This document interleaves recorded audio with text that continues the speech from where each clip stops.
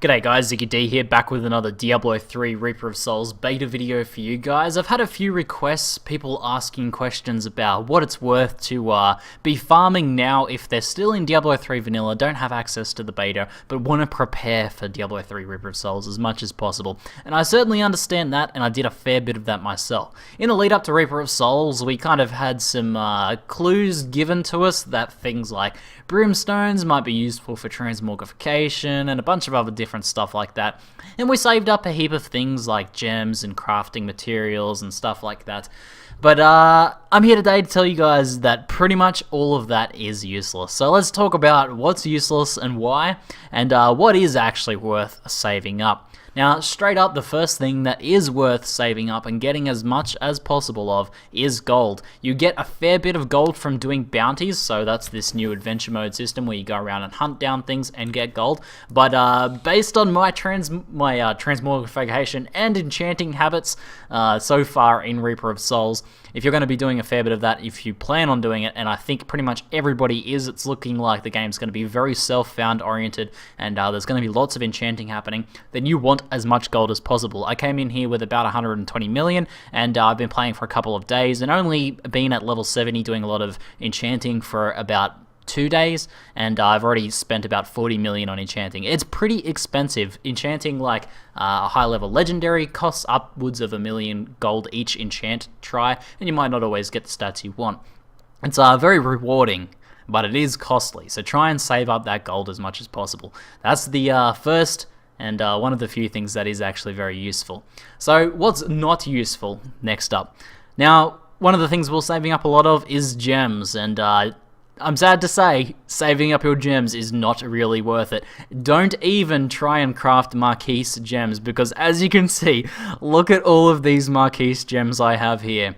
Yep, that's right, from 60 onwards in Reaper of Souls at the moment, in the beta. Things might change, but at the moment, Marquise gems are drops, and very common drops at that. They drop as much as squares. And just to give you an idea of how easy these are to get, look at all these Marquise gems in here. Not to mention a new tier even. We have Imperial as well. These guys also drop from the baggies at level 70, and they also drop from mobs and stuff like that. A little bit less common, but the next tier up from Marquise. So there's no point hoarding any squares or anything like that. Don't even try and spend any of your gold crafting Marquise, because you're going to want that gold for enchanting instead of making those gems, because these are super easy to get. Now there's even as you can see here, we've got royal tier 1s here and flawless royal tiers, and you can see that this combines 3 flawless imperial topaz, so we have to craft our way up further from this, and we're just going to be doing this from the drops. So yeah, you're going to want to save that gold and get ready to craft higher tiers of gems than what you have currently. Now, the next thing is crafting mats.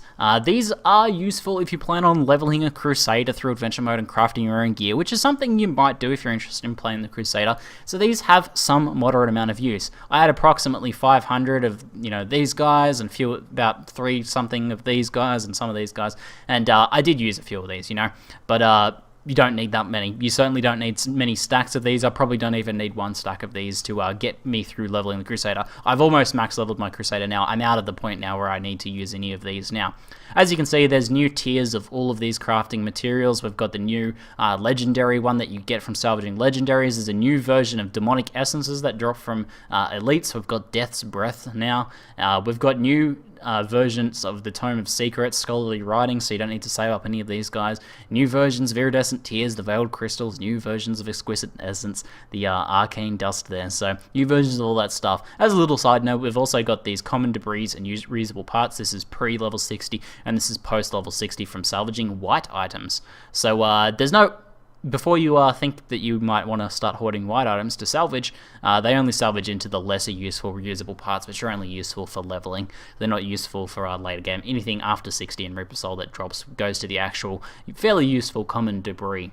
Okay, so moving away from mats and golds and things like that, we actually do have some gear that's actually somewhat useful to save. There's 2 things that I say that's really worth farming up. Actually 3 things if you include Paragon levels, because Paragon XP does indeed convert over. I'm sure most of you guys already know this now, and things like getting extra move speed and getting extra all resist and stuff like that in here is actually very useful. So if you want to spend some time getting some Paragon XP, you will be rewarded for it. That said though, it's more fun farming Paragon XP in Reaper of Souls, so maybe you just want to wait for that. But let's go back to gear. There are some pieces of gear that will be fairly useful to have moving into Reaper of Souls.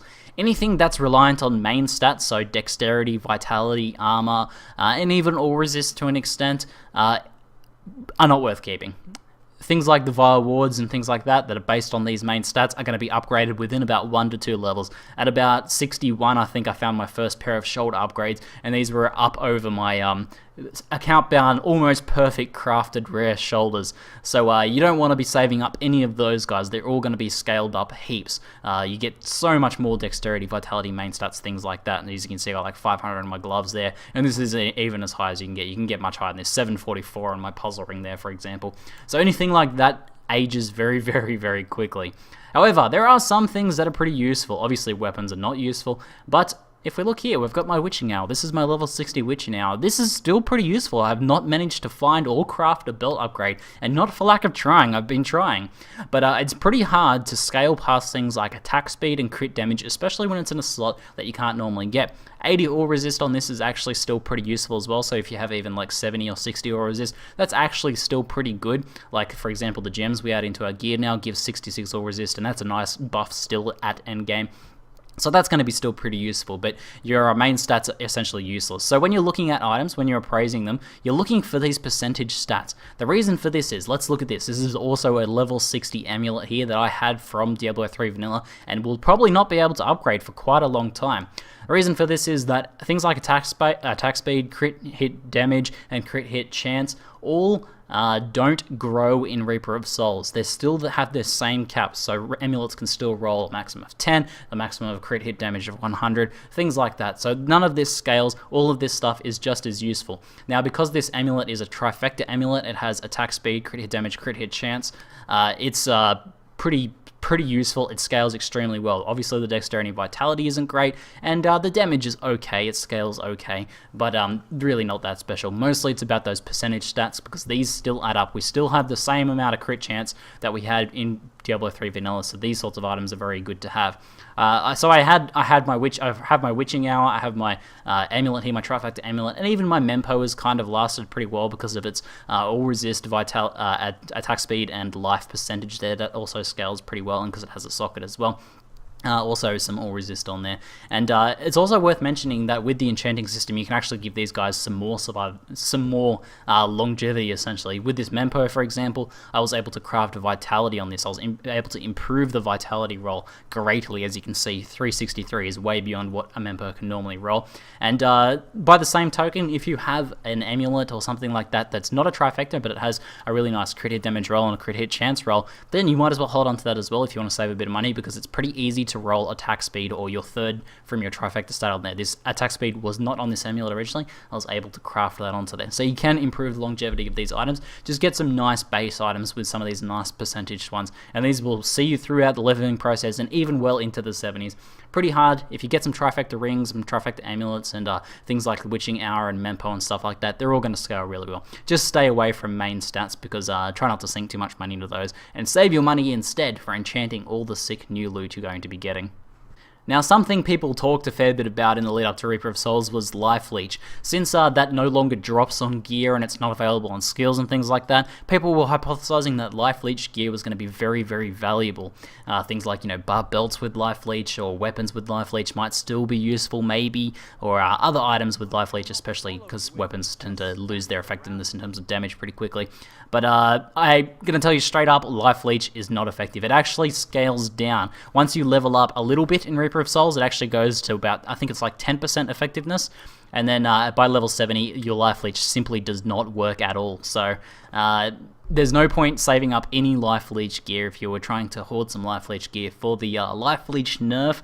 It's been fully, well and truly nerfed. You cannot use that anymore, so there's no point keeping up with that. So I think that just about covers everything. Remember that this is very early in the closed beta, and these things might change. They might end up changing things like gem drop rates, things like that could change, and other things could change. Just keep this in mind, but always do your own research, take a little bit of consideration, but I think safe bets are definitely going to be saving up gold, Paragon XP, and I think trifecta items are still going to be really good in Ripper of Souls. They're all pretty much hand down guaranteed, I believe. Anyway, that's it for now. I'm Ziggy D, and thanks for watching.